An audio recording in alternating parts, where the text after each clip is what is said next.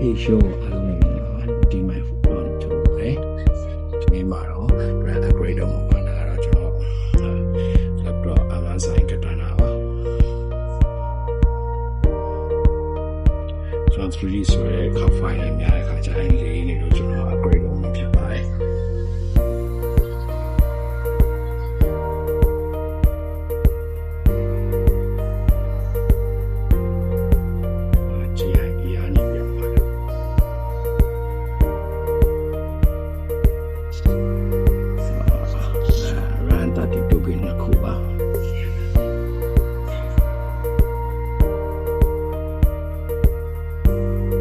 နိုင်ငံမှာတော့ကွန်ပျူတာပစ္စည်းတွေဝယ်တဲ့အခါကျရင်ပြင် showroom မှာသွားဝယ်ထားတဲ့အဲ showroom ရဲ့ official website တွေပေါ့နော် website တွေတော့ဈေးဝယ် platform တွေကနေပြီး show ဈေး coupon တွေနဲ့ဝယ်ရင်ပိုတက်ပါတယ် DDR5 RAM 32GB တစ်ချောင်းကိုအပြင်မှာဝယ်မယ်ဆိုရင်3000လောက်3200လောက်ကြာတဲ့အချိန်မှာ online ကနေဝယ်တတ်တယ်ဆိုရင်2500 2600လောက်နဲ့ဝယ်လို့ရပါတယ်တခုပါအဲဒါကျွန်တော်က 32GB RAM နှစ်ချောင်းကိုစိုက်တာဖြစ်ပါတယ်ပုံမြန်ခြင်းလို့ပေါ့နော် 3D ဆွဲတဲ့အခါ Illustrator သုံးတဲ့ AI နဲ့ Illustrator တွေပါသုံးတဲ့အခါကျရင် element တွေ material များလာတဲ့အခါကျရင် RAM နဲ့သူရဲ့ original laptop မှာပါတဲ့ RAM 16GB ပေါ့နော် 16GB ကဘယ်လိုမှအဆင်မပြေပါဘူးလေးပြီးတော့ဟန်သွားတဲ့ဟာမျိုးတွေဖြစ်လို့ပါအဲကြောင့်မို့ကျွန်တော် 64GB စိုက်လိုက်တာပါအခုကျွန်တော်စိုက်ပြီးသုံးနေရတော့ကြာပါပြီဒီဗီဒီယိုကလည်းတော့ကြာပြီဒါပေမဲ့အဲစိုက်လိုက်တဲ့အချိန်မှာတော်တော်အဆင်ပြေပြီးတော့ design drawing ဆိုရဟာရရင်တော်တော်အဆင်ပြေသွားတွေ့ပါတယ်တကယ်တော့ကိုယ်စက်ကလေးနေရတော့ဆွဲတာတော့အဆင်မပြေတာလို့ဆိုရင်GPU ကလည်းကောင်းတယ်ပေါ့နော်ဒါပေမဲ့စက်ကလေးနေရတော့အဆင်မပြေရမျိုး project အကြီးတွေပါလို့နည်းနည်း material များတဲ့ဟာတွေပါထည့်ခါဆိုရင် run site ဖို့အတွက်အကြံပေးချင်ပါတယ်အခုဆိုရင်တော့စီးတွေကိုစာဖြုတ်နေပါပြီမူလေးတွေစာဖြုတ်ပြီးစီးတွေဖြုတ်နေပါပြီသူရဲ့ official ကတော့ဒီမှာကအဲ့ဒီရဲ့အပေါ်မှာစီးပိတ်ထားရပါတော့မူလေးရဲ့အပေါ်မှာအဲ့လိုမျိုးစီးပိတ်ထားတယ်အဲ့စီးတွေခွာလိုက်တဲ့ဆိုရင် running ပြတ်တယ်ပေါ့နော်ဒါပေမဲ့လည်းrunning ပြတ်တယ်ဒါပေမဲ့လည်းဒီမှာရဲ့running ကเนาะမြန်မာလိုမျိုးမဟုတ်ဘူးမြန်မာနိုင်ငံမှာကျတော့သူတို့ကကုမ္ပဏီရဲ့တဆင့်ခံရောင်းပေးရတာသူတို့မှဟိုလိုမဖြစ်ဘူးဒီမှာကို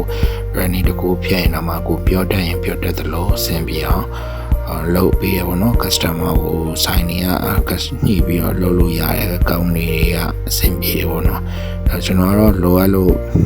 ဖြုတ်ကားပါမဟုတ်လဲအဆင်မပြေတော့ကျွန်တော်စီးပြက်လည်းပြက်ဆိုပြီးတော့ပဲချလိုက်တာပါဒါတွေက online မှာဝယ်ရင်ပိုတက်တာဝယ်တိုင်းပိုတက်တာเนาะ showroom မှာတွားဝယ်တဲ့ခါကျရင်သူတို့ကဒီလိုဝယ်ပြီးသွားရင်သူတို့ပြန်တက်တဲ့ခါစာပခါက600 500 600လောက်ကတော့ပေးရပါတယ်အဲကြောင့်မလို့လည်းမပေးချင်တာလည်းပါပါတယ်เนาะကိုလည်းလောက်ကြည့်ချင်လို့ဆိုပြီးတော့ကိုက online မှာပြီးတော့ကိုပဲဖြုတ်ပြီးကိုတက်တာပါဒါဆိုရင်တော့သူတို့အဲ့မူလေးဖြုတ်ပြီးတဲ့ခါကျရင်သူရဲ့အောက်ကအဖုံး clip ပြားနဲ့ခွာတာပေါ့နော်ဖြည်းဖြည်းလေးခွာပါတယ်အဲ့ဖြည်းဖြည်းလေးခွာပြီးတော့မှပဲအောက်မှာတစ်ခါလေးကျရင်တွဲထားတာမျိုးရှိပါတယ်ဖုံးလေးဆိုရင်တွဲထားမျိုးရှိတယ်ဒီကတော့မရှိပါဘူးဖြည်းဖြည်းခွာပြီးတော့ဖြုတ်ကြတာပေါ့နော်ဖြုတ်ပြီးတော့မှအထက်က RAM ကိုသူ RAM original ပါပြီးသား RAM 16GB DDR5 60GB ကိုဖြုတ်ပြီးတော့ကျွန်တော်အခုအသစ်ဖြစ်တဲ့ RAM 32GB နဲ့ချောင်းကိုပြန်ပြီးတော့စိုက်မှဖြစ်ပါတယ်အဲ့မှာကကျွန်တော်လုံနေတာကကျွန်တော် battery ကြိုးကိုဖြုတ်နေတာပါဆေးဖြစ်အောင်လို့တချို့တွေကအဲ့battery clip ပင်ကိုဖြုတ်ကြတာပေါ့နော်လဲတဲ့ခါကျရင် short မဖြစ်အောင်လို့ဒါပေမဲ့ကျွန်တော်ဖြုတ်လို့မရနဲ့ကျွန်တော်ဒီတိုင်းပဲထားပြီးတော့ပဲRAM လဲတော့မယ်ဆိုပြီးတော့ပဲဒီတိုင်းပဲလဲတာပါ ဒါသူရဲ့ RAM နေရာပါ RAM လေးရ laptop RAM လေးရတိလေးပါဟိုဟာနဲ့မတူဘူးသူကအဲ့အမဲလေးပြားလေးကိုလှမ်းပြီးတော့အဲ့နောက်မှာ click လေးရှိပါတယ် click လေးကိုဖိတ်ချလိုက်တာနဲ့သူရဲ့ RAM ပြတ်သွားတာပါဒါပေမဲ့အဲ့ RAM นี่ပြန်ထည့်တဲ့ခါကျရင်လည်းပြောင်းအတဲနဲ့ပြောင်းမြန်ရှိပါတယ်သူအပုံမှန်တိုင်းမဝင် grand အဝင်ခွင့်ကြဝင်မှာမဟုတ်ပါဘူးကျွန်တော်အဲ့မှာမှားထည့်ပြီးတော့ ram အဝင်ခွင့်ကြမဝင်ဘူးပေါ့နော်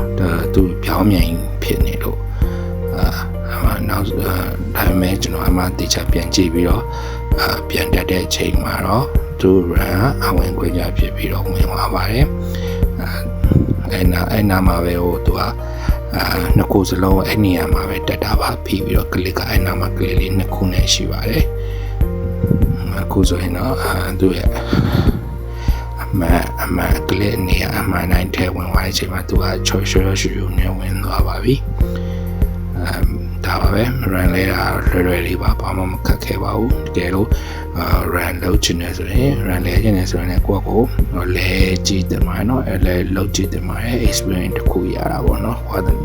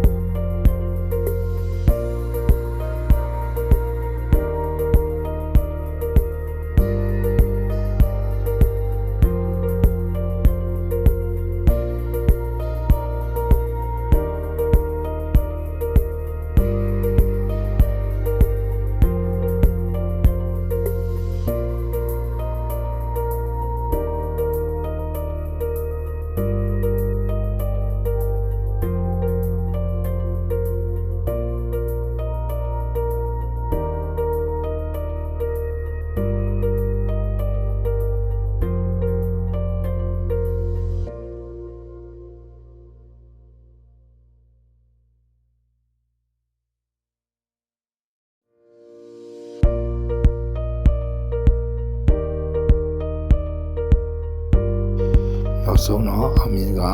ပြီးဆုံးသွားပါပြီတော့ run လဲပြီးသွားပြီပေါ့နော်မူလီတွေပါတခြားပြန်တက်ပြီးတဲ့အခါကျတော့တော့ပြန်ပုံမှန်ဖြစ်ပါတယ်ပြရကြည့်ရမှာလေပြန်ပွင့်ပါသေးလို့ပဲဆူတောင်းပါတယ်ပွင့်ပါစေ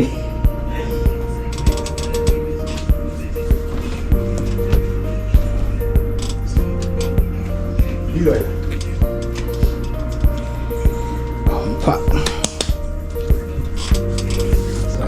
Dust story ပါရတော့လုပ်ပါရတယ် laptop ပြန်မလုပ်ပါဘူးကိုယ့်ကိုစမ်းလုပ်ကြည့်ပါဆိုင်မှာသွားလို့ရင်သူတို့စာပေက900လောက်ပေးရပါတယ်အဲကြောင့်ကိုယ့်ကိုချပါ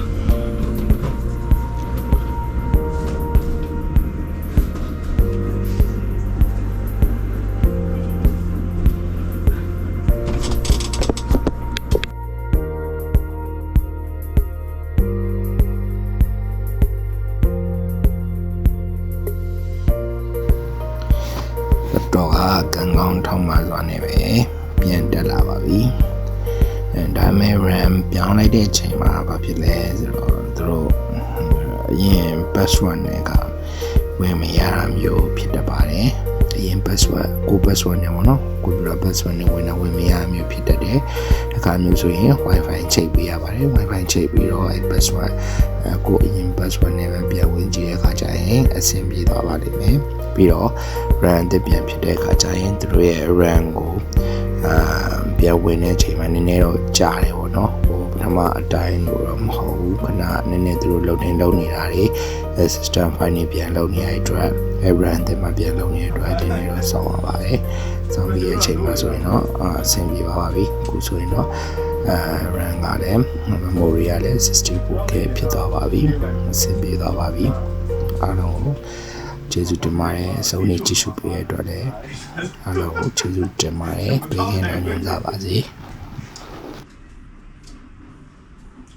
coffee ကျိုးတွေတော့တာ black coffee အားလုံးပဲပြီးတော့ပြီကျေးဇူးတင်ပါတယ်